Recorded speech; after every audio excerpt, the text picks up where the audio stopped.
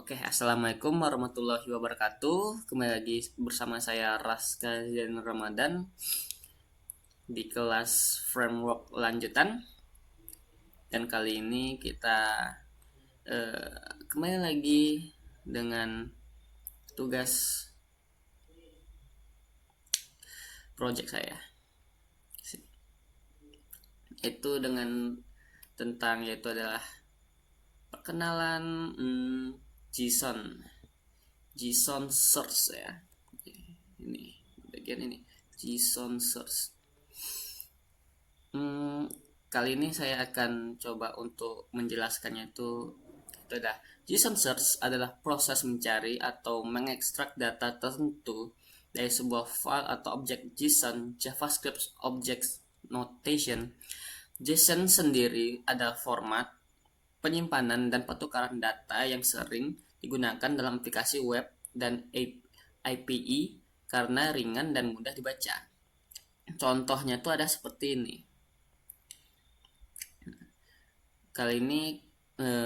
Bukan kali ini sih. Proyek saya itu adalah membuat web gym gitu. Seperti ini dia. Dan ini adalah data dari sebuah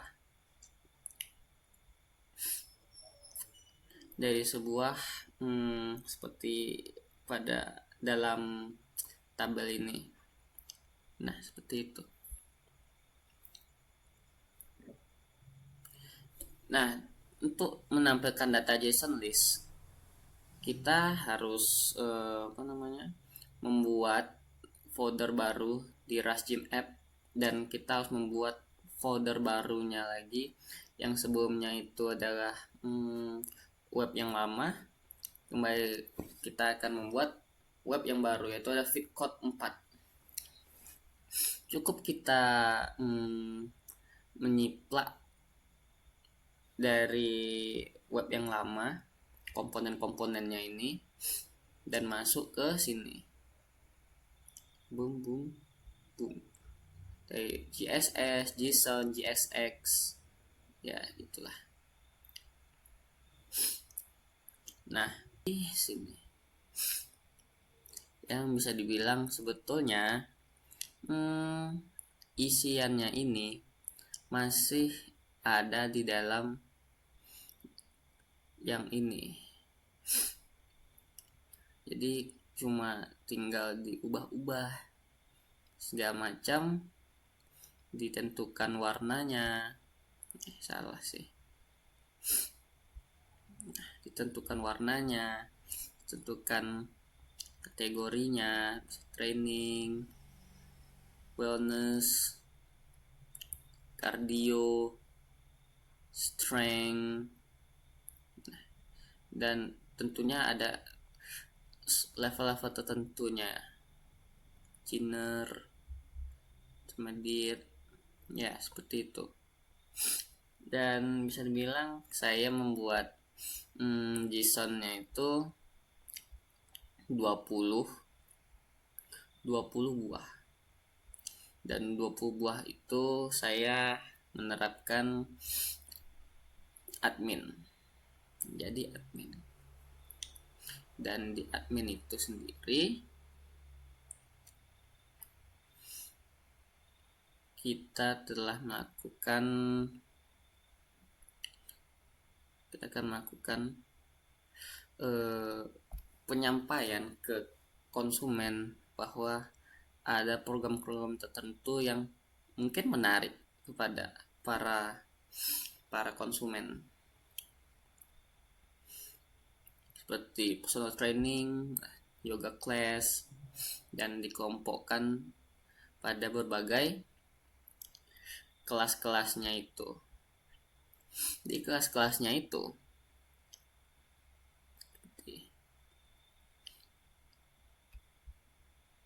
kelas-kelasnya ini sudah terpaut di service list, seperti kayak mana dia,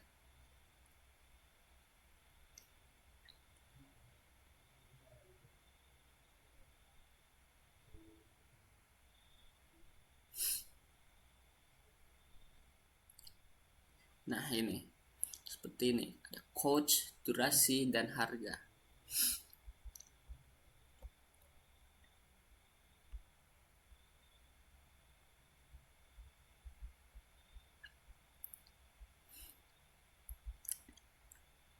Di coach, durasi, dan harganya itu sendiri, kita telah menyesuaikan ke semua panel yang ada di sini nih.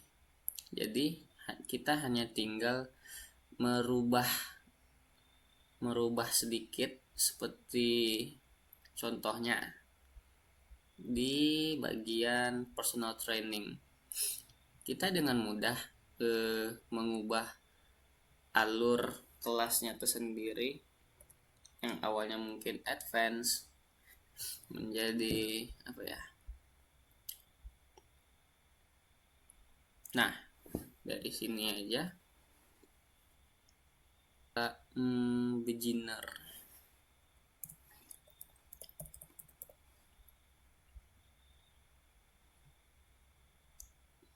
Nah, apa yang kita dapat di sini? Nah, langsung keluar dari sini. Seperti itu.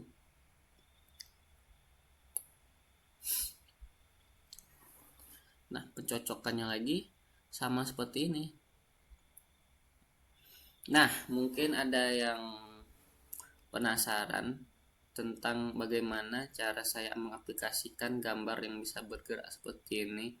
Caranya itu tergolong sangat mudah, yaitu dengan cara mencari foto atau video yang bisa bilang dalam format GIF. Kita tekan, kita salin alamat gambar. Kita coba contohnya mungkin bootcamp ini lah ya. Sebetulnya gerakannya tuh lumayan beda, tapi masih sama-sama kita mengangkat barbel.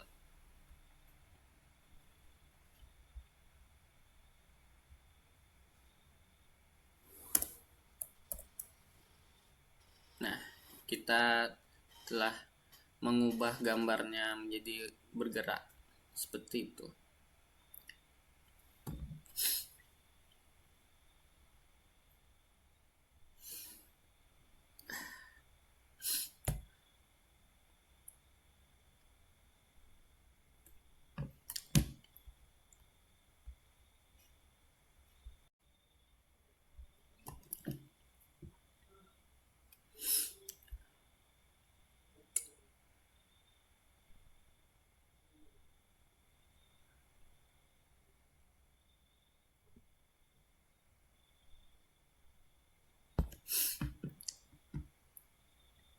Nah, bisa dibilang kita telah menyelesaikan JSON search-nya seperti yang tadi kita lakukan. Mungkin kita cari layanannya itu seperti hit class. Nah, keluar dia langsung kan? Atau mungkin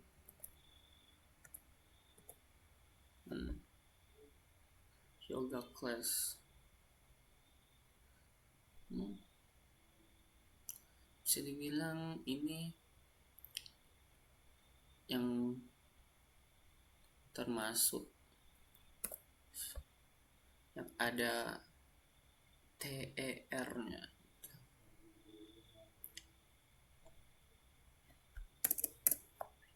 Main JSX ini menyambung ke service list di bagian ini.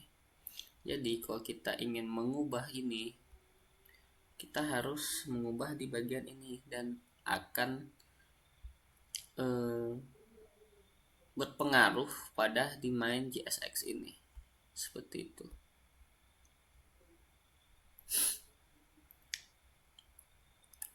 Dan untuk terakhir saya akan membahas tentang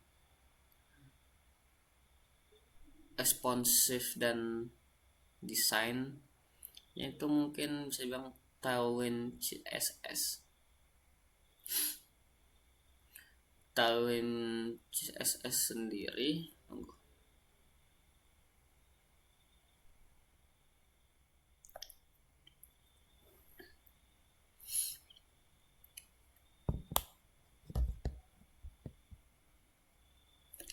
Nah, tahun CSS sendiri ada framework CSS Utility First yang memungkinkan kamu membangun antarmuka UI dengan cepat dan efisien langsung di HTML tanpa harus menulis CSS khusus. Contohnya tuh mungkin seperti text center,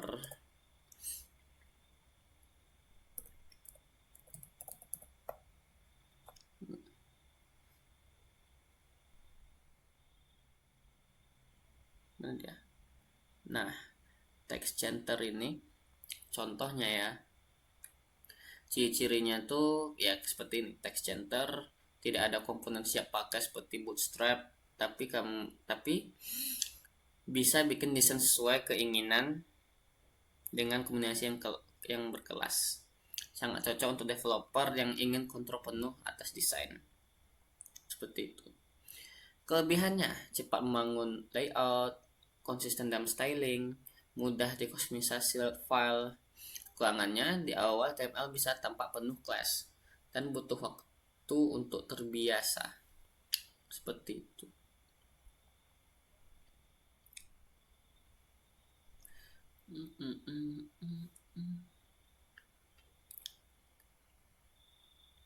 Dan ini nih mungkin tidak di bagian saya sih, saya kan admin bagian ini. Mungkin ini di bagian guest ya. Guest itu bukan kelas, bagian pembelajarannya itu adalah responsive design. Responsive design ada teknik desain web agar tampilan website bisa menyesuaikan berbagai ukuran layar seperti mobile, tablet, dan desktop. Tailwind mendukung responsive design dengan menerapkan breakpoint yang sudah ditetapkan. Contohnya itu mungkin kayak SM Word ada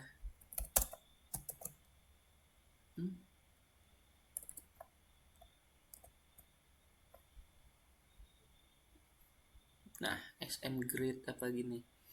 Sebetulnya ini menyesuaikan untuk ke dalam mobile, tablet, ke webnya ini.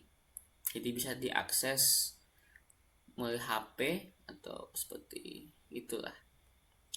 Sebetulnya responsive design ini termasuknya ke admin sih.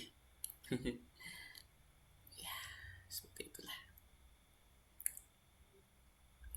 Sekian dari video saya yang bisa dibilang monoton ini dan selalu kayak orang bingung.